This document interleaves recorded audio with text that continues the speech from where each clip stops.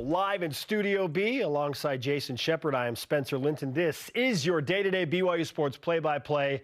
And the man we just featured in that highlight video, Richie Saunders, the heir, King Richie, whatever you want to call him. He's got tons of nicknames now, is back in Studio B. Good to see you, brother. Thank you. Really good to be here. How do you feel about all of those nicknames in this Tater tot kingdom that you now live in? I was thinking we were going to say something about that, but it's funny because for like 2 weeks of my life, like that was literally all that was talked about. But I was like, it's been like a month since like tater tots have really been brought up. But okay, right now in your freezer, how many bags of tater tots do you have? I don't know if I can say that on air. It could either be really good or really bad. You gotta go next question. We're showing the Ore-Ida bag with your name, image, and likeness on it. What was that like for you the first time that your image popped up on baking sheets and on Ore-Ida crispy tater tot packaging? Hilarious. Like, I mean, just for my whole life, we've kind of just joked around with it, but it's so funny to like actually have it be like a real thing or whatever. But it's been a fun partnership, and just again, I think they killed it with the campaign during March Madness and stuff. They killed it. I think it was over 2 billion tapbacks produced from that campaign. Really? Yeah, I don't know how many people are in the world, but about a quarter of the population of the world was connected to tater tot. That is unbelievable. Hilarious. Hilarious. How long did it take after the season? And maybe it was quick, but before you realized and could actually sort of consume everything that you had accomplished and this team accomplished in that first year, that had to be so much fun. But then looking back, like, wow, that was a lot. Yeah, it was a lot. It was so fun. You know, it's funny because it's like a season is so long, and there's so many different lives during a season. You know, like just the losses, the big wins, the losses, like it just goes back and forth. But you know, it was so fun to be a part of it, and to, you know, it always sucks to end, but just to be able to make it to where we did, and with the people that we did it with, was just super fun. Jason and I were hosting the BYU Fan Fest in St. George on Saturday night when the official news that you are returning to BYU was released. And so several football players, Jake Retzloff and Chase Roberts and Tanner Wall and all these guys, they're all freaking out with happiness because they found out that you're back with BYU basketball. That was a sentiment that obviously the entirety of Cougar Nation shared. But what's the reception been like for you from that moment when it went official on Saturday night to now? Yeah, I mean, just like you expect with Cougar Nation, like I'm just super grateful to be a part of it. And, you know, I was actually, I hate to say it, but I was actually on my way to St. George Saturday, right when we finally Friday night got to a point where we were like ready to just kind of move forward. But Saturday morning, we posted it on our drive to St. George. Me and my wife posted it, deleted Instagram, and just went on our way and had a quiet weekend. Did you? Really? You know, it takes so much. Like, I'm super grateful to have like that, be in that decision time, like with options. Like, what a blessing to have. But it's stressful. It was a very stressful. Especially that last week was really stressful. Just trying to put everything, weigh everything, and. But you know, we gotta just focus on like our family is kind of the biggest thing, you know. And sometimes that it gets a little bit neglected throughout all this. But we just put that, deleted Instagram, and went on our way and had a quiet weekend. You were in St. George while we were in St. George? We got there Saturday night, so. You missed the Fan Fest. Is that right? I don't know exactly what it was. 6 to 8 was the Fan Fest. Somebody told me about that after. Yeah. You could have come on Sports Nation and just made it live right there. You needed the quiet weekend. You made the right decision. Well, you said that you were weighing things. What are the factors that you were weighing? What goes into making that decision? Yeah. Again, super grateful to be in that position. You know, just where are we in the draft? Where can we develop the most for this next, kind of look at it. Like we sought counsel from a lot of people, but you know, just kind of looking at this 1 year at a time, like where can I develop the most in 1 year? And it's so complicated because there was an opportunity there, and that's the hard thing, and that's what it took so long. Is like, you know, right? Like there's an opportunity to fulfill one of my dreams of playing in the NBA. Like that there was a real opportunity, and just to put that on the shelf, get better and come back here is scary, but like you know, like passing up on an opportunity is scary is what I'm trying to say. But like I couldn't be more excited to work with this team. I haven't met a ton of them. I mean, I've met cross paths a little bit, but I'm excited to really get to know these guys and to play with them, be on the court with them, and you know, I'm super excited to grow and develop and improve my game. And we got such good coaches that know what they're doing here, and yeah, I was grateful to be here. The always humble and gracious Richie Saunders is on BYU Sports Nation, and I mean that sincerely. You sit in a place now where you mentioned you had multiple opportunities, and you're getting feedback from a lot of different people about what you should do and why you should do it. Yeah. What did you hear from your head coach, Kevin Young, and his staff? Because he obviously has a very unique perspective, totally. Given his lengthy NBA backdrop, to give you very valuable feedback. So what did you hear from him, and what were you hearing from other scouts in terms of how draftable you were and where you feel like you do need to raise your game so that you can get even better before you go to the NBA? Totally. I mean, it's such a privilege to have coaching staff that we do. Like, everybody has NBA experience. Like, it's crazy because, like, we had such good conversations with so many of, well, when I say we, me and my wife, like, with my coaches, of just, what does this look like? What does it look like pre-draft stuff?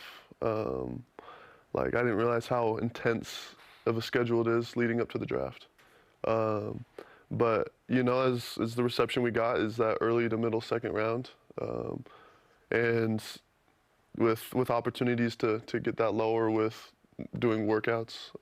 That's where the reception with our agent and stuff, it's kind of where we got, and which is, we're so grateful, you know, like that's why this took so long. That's why we did hard it to say no to. Yeah. Because yes, there's an opportunity right there, but you know, you just kind of one of the things that one of my coaches said was just look like it's a hard life, NBA life. It's a hard life. It's a privilege, but it's a hard life, and just kind of said just make sure your marriage is where it needs to be in order to take on a challenge like this. And like that was kind of like a waking up moment for us of just like, hey, like there's factors besides just playing basketball into this. And like I got a great wife that we'd make it work no matter what. But that was just a little piece of advice that we kind of gotten that really kind of we sat on, like along with so many different words of advice. But one of the really cool things I think the NBA has done in recent years is they've allowed players to put their names in the draft, go through some of those workouts, but then have a cutoff date where you can still go back to school. You had that option. You did not do that.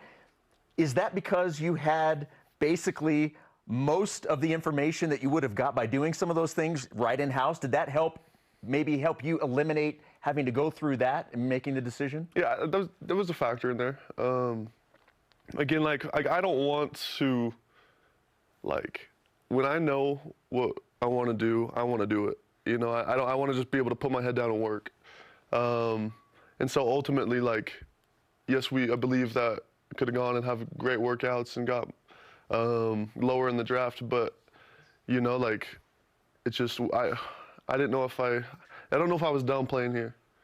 I didn't know if I was ready when I thought about all the opportunities and the potential for this next year. Like I didn't know if I was ready to give that up, in hopes that I'm gonna do everything I can to make sure the opportunity is there next year. You know, and but like just I don't know if we were ready to move on. It's such a blessing to play here, and I'm loving what's going on, and so we start practice next week, so it'll be good to get to know the guys more, but I'm excited. Richie Saunders is on BYU Sports Station. Remind me where you were specifically when you were in the taxi cab and you felt the push to come back to BYU last year. Was it Panama? Guatemala. Guatemala, okay. So you're in Guatemala and you're in a taxi cab. Literally a year ago from, I think, last weekend. Crazy. Yeah. Crazy. That, like, the timing is almost unbelievable, right? So you're again 365 days later, essentially, in another very, very tough situation, having to make potentially life-altering decision. How did this year's decision process compare to that spiritual premonition, that moment that you had when you were in Central America? Yeah, that's a good question. I'd say like the biggest thing was last year felt so much like this was a stressful time, but last year seemed so much more stressful. Mostly because we didn't necessarily want to be in that position. We were grateful that we had the different options, but we wanted to be all in here, but needed to weigh all of our options and see different paths down. But yeah, like this year we just had to keep reminding ourselves, like, this is such a privilege to be in this situation. This is such a privilege to be able to make the decision of playing at BYU or playing in the NBA. that's a cool, like, we had to keep reminding ourselves that, because you know, it's easy just to get caught up in all the stress, and, but to get above and see everything. This is probably an unfair question to ask right now, because you mentioned you've got practice that won't even start till next week. You've mentioned, you know, you're still trying to get to know some of these new guys, but you know the type of talent that's coming in. Now, there's a big change in personnel from last year's team to this year's team, but when you think about what this team can do this year, what gets you excited about this upcoming season? Yeah, I mean, I'll have a better answer in a few months, but you know, like, there's just such high-level people that are going to be in the gym, which helps everybody, and that's part of the reason. Like, I mean, that definitely went into our decision of just like, look, like we can get better, and we can improve, and I don't know exactly what it looks like 8 months down the line, but like I'm super excited to be a part of the team, and I don't ultimately get to a good spot in the season. I know it's there. From a personal skill set standpoint, where do you feel like you can get better and more NBA ready while staying at BYU with Kevin Young and company? Yeah, just two things. One is like my ability to come off ball screens.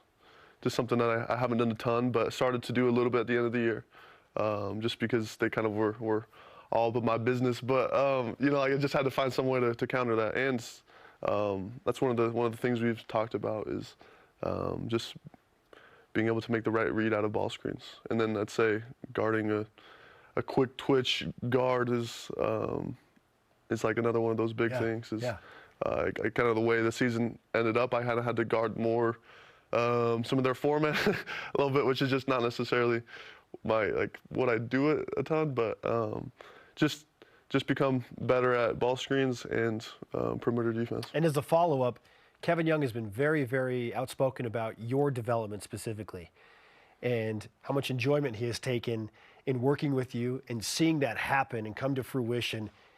We've heard a lot from him about that. Frankly, I don't know if we've heard a ton from you about how you feel like your decision to come back last year and play for Kevin Young developed your game. Yeah, I mean, it 100% did. I spent so many hours with John Linehan in the gym. It was kind of my skills coach or whatever. But you know, with through the direction of KY, right? But you know, like there's just so much time and detail that goes into time and attention that goes into like improving. And I just love how with just with the coaching staff, I can step in and get a clear plan and clearly execute. You know, it's like, again, I kind of mentioned it earlier, but I just like to put my head down and just have a plan and just attack it. And it's honestly, it's easy to do that here because we just have direction and we roll with it.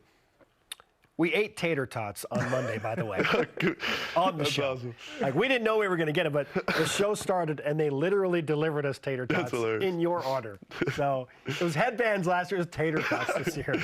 Like, we gotta get a combo of that. Yes, we got to make that happen, Chef. We got to make it happen. Let's make it happen. Any fun things this summer? You going into vacation? Talked about Guatemala last year. You do anything this summer? Yeah, I mean, the big one is doing some youth camps in Tahiti, actually. Wow. So that's in July. You know, me, my wife, and a couple of our friends are planning on going there. And I actually went when I was in high school for a similar reason, and it was just incredible people, incredible culture. So super excited to do that. I mean, basketball, right, has changed my life and has given me so many opportunities. And so we're just trying to figure out how in the world can we, like, help people find something like basketball, and just to give them direction in life and give people like something to work towards, like it did for me and my wife. So we're trying to figure out how to do that with, and this is one of those ways, is by doing kids camps.